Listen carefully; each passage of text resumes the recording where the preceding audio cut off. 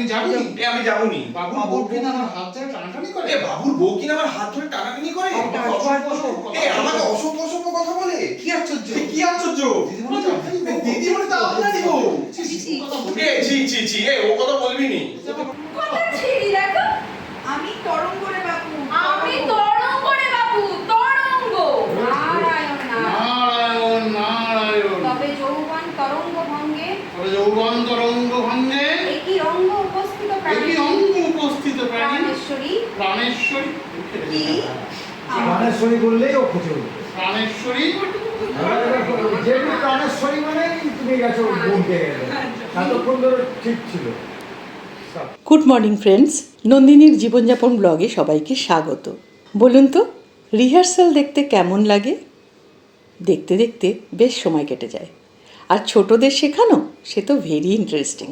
ওদের ওই গোল্লা গোল্লা হাত ঘুরিয়ে ঘুরিয়ে নাচ প্র্যাকটিস করানো একটা বেশ মজার ব্যাপার। আর বাচ্চারা যা করে তাই বেশ ভালো লাগে। শুধু ছোট বলে কেন, বড়দেরও কিন্তু এনার্জি কম নয় আমাদের এখানে। কয়েকদিন যা চললো সেটা বলার নয়।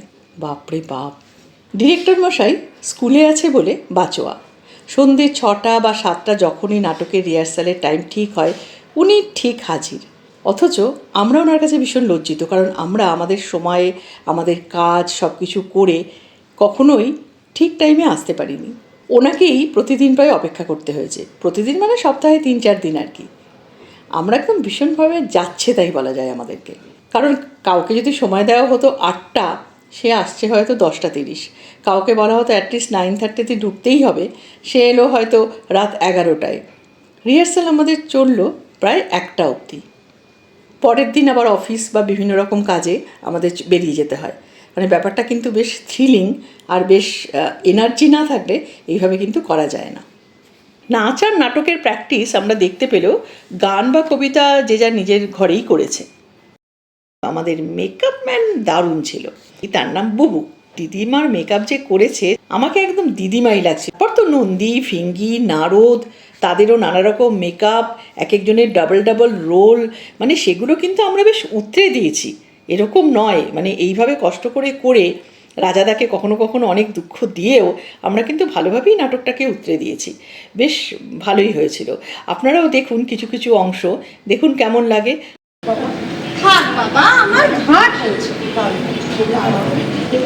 পুরোপুরি আবার তোমার কি বলো না, কপুর চেরা চোখ, চোখের আর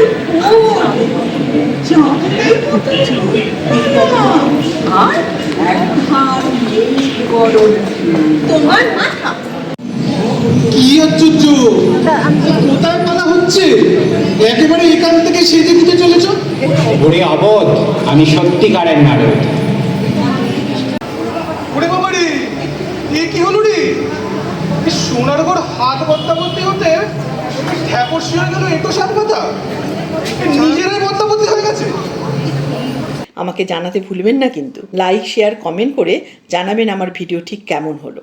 আর সাবস্ক্রাইব কিন্তু করা চাই। সবাই ভালো থাকবেন। নমস্কার।